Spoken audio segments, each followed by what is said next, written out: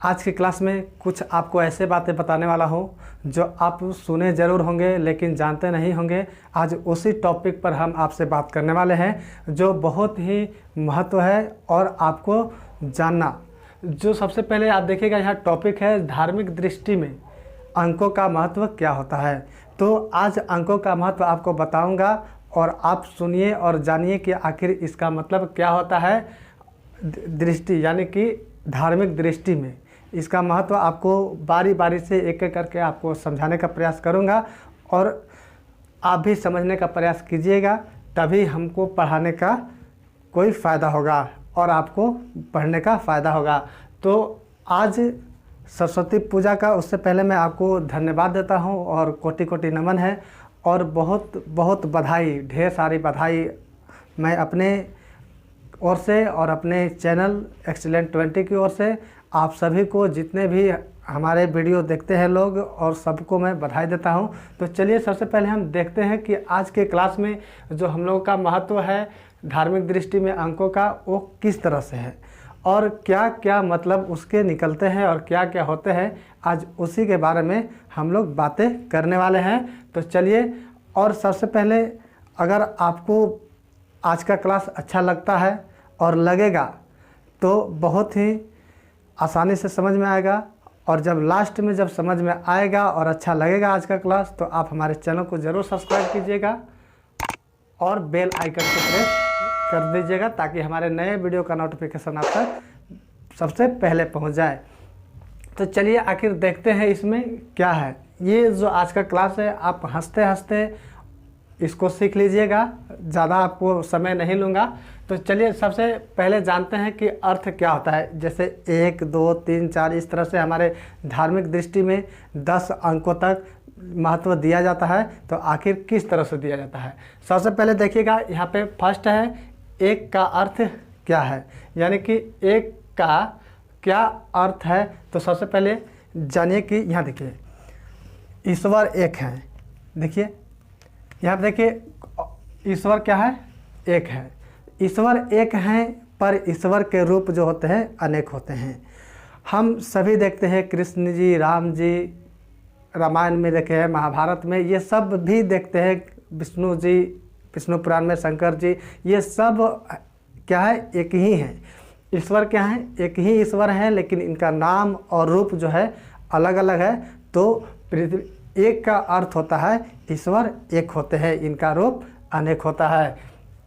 अब इसी तरह से सेकेंड वाला देखेंगे, दो का क्या अर्थ है, यानी कि दो का जो अर्थ है आपको भी बताता हूँ। देखिएगा, देखिए ईश्वर और जीव से मिलने से, यानी कि ईश्वर और जीव के मिलने से सृष्टि बना है, यानी कि जो हमारा संसार बना है वो ईश्वर और जीव, चार प्राण जिसमें है जीव, उनके मिलने से ही क्या हुआ है, ये सृष्टि पूरा संसार बना हुआ है।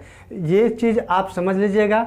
और तीन का मतलब क्या होता है, तीन का क्या अर्थ होता है, तो तीन का अर्थ होता है, देखिएगा आप जानते होंगे इसको, बहुत पहले से आप जानते होंगे तीन का अर्थ क्या होता है। देखिए यहाँ पे हम लोग तीन का अर्थ होता है, सिंपल समझिएगा कि तीन का अर्थ होता है तीन लोक, जिसको हम लोग कहते हैं, एक होता है स्वर्ग लोक, मृत्यु लोक और एक पाताल लोक। हम अभी कभी कभी ऐसे होते हैं जो लोग पाप करते हैं और जो पुण्य करते हैं, तो उसे लोग कहते हैं कि तुम पुण्य कर रहे हो स्वर्ग में जाओगे, और अगर तुम पाप कर रहे हो तो नरक, जिसको बोला जाता है, मृत्यु लोक में जाओगे और पाताल में जाओगे।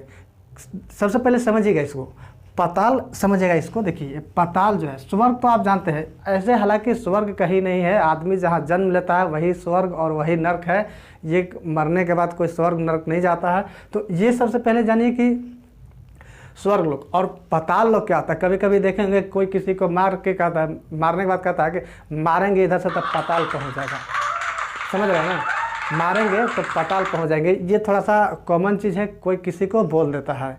तो ये होता है, तीन का अर्थ होता है स्वर्ग लोक और मृत्यु लोक और एक पाताल लोक, यहाँ पे समझिएगा।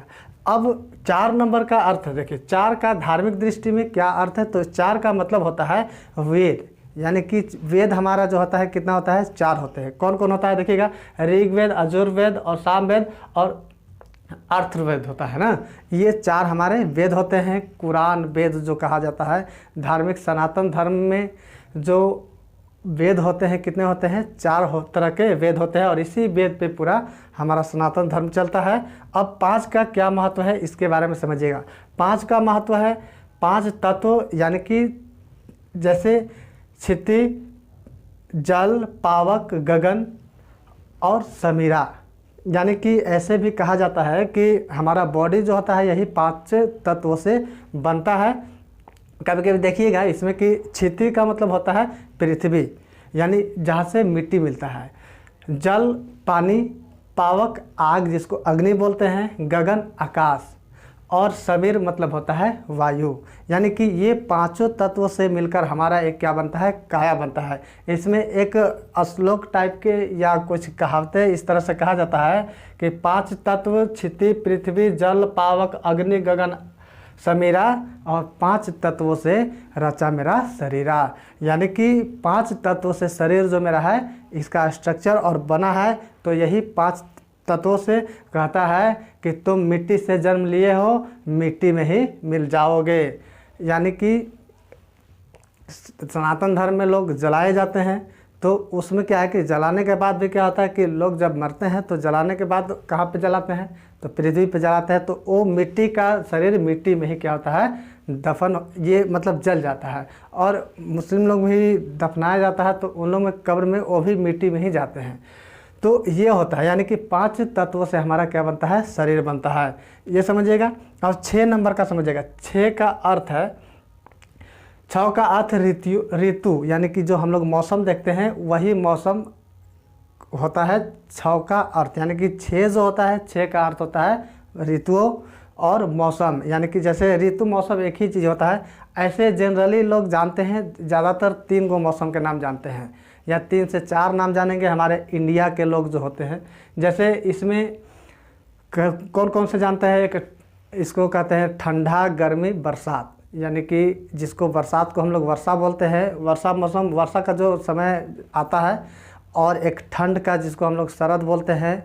और एक होता है गर्मी, यानी कि जिसको हम लोग ग्रीष्म ऋतु कहते हैं। उसके नामों से जानते हैं, लेकिन और 3 क्या मौसमी होते हैं उसके बारे में आज आपको मैं दिखाता हूं और बताता हूं कि आखिर बाकी कौन कौन चीज़ होते हैं। देखिए, एक होता है बसंत ऋतु, ग्रीष्म ऋतु, वर्षा ऋतु, शरद ऋतु, और एक होता है हेमंत ऋतु होता है, और दूसरा एक और छठा जो होता है शीशिर ऋतु होता है।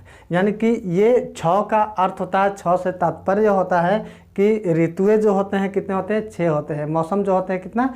6 मौसम होते हैं। तो यहाँ तक दोस्तों अब समझ में आ गया होगा। अब नेक्स्ट हम लोग पढ़ने वाले हैं 7 नंबर, 8 और 10 नंबर का अर्थ क्या होता है। इस वीडियो में देखिएगा। सबसे पहले समझिएगा। अब 7 नंबर का हम लोग बात करेंगे। 7 अंक का तात्पर्य किससे है? तो 7 नंबर का तात्पर्य जो है, ये 7 अंकों का तात्पर्य संगीत के 7 सुरों से होते हैं।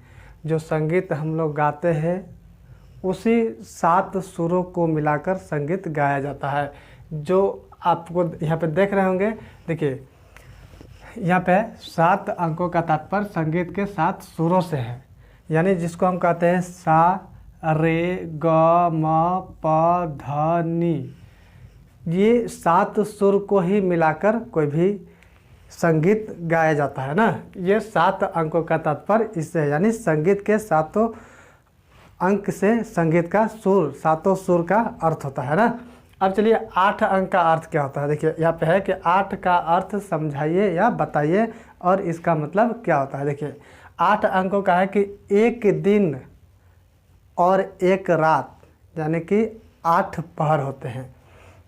जैसे समझिएगा, हम एक दिन और एक रात को 8 पहर कैसे बोलते हैं।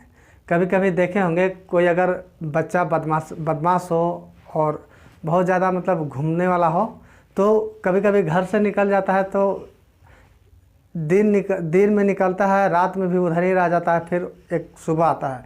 तो वही उसके गार्जियन कहते हैं कि ये लड़का ना 8 पहर कहाँ रहता है, कुछ इसका पता नहीं चलता है। तो वही यानी रात दिन जो मिलाकर, यानी कि एक रात और एक दिन जब रहिएगा तो उसी को हम लोग कहते हैं क्या, यानी 8 पहर। यानी कि 8 का मतलब होता है आठों पहर, यानी कि 8 पहर, यानी कि दिन और रात, एक रात और एक दिन उसी में होता है। ये बदमाश लड़का ज़्यादा ये सब करते हैं, उनके अंदर ये एक्टिविटी ज़्यादा होता है, जो कहीं पर जाते हैं और एक दिन रुक जाते हैं बिना घर बताए ना, तब इंसान ऐसे में कहते हैं लोग।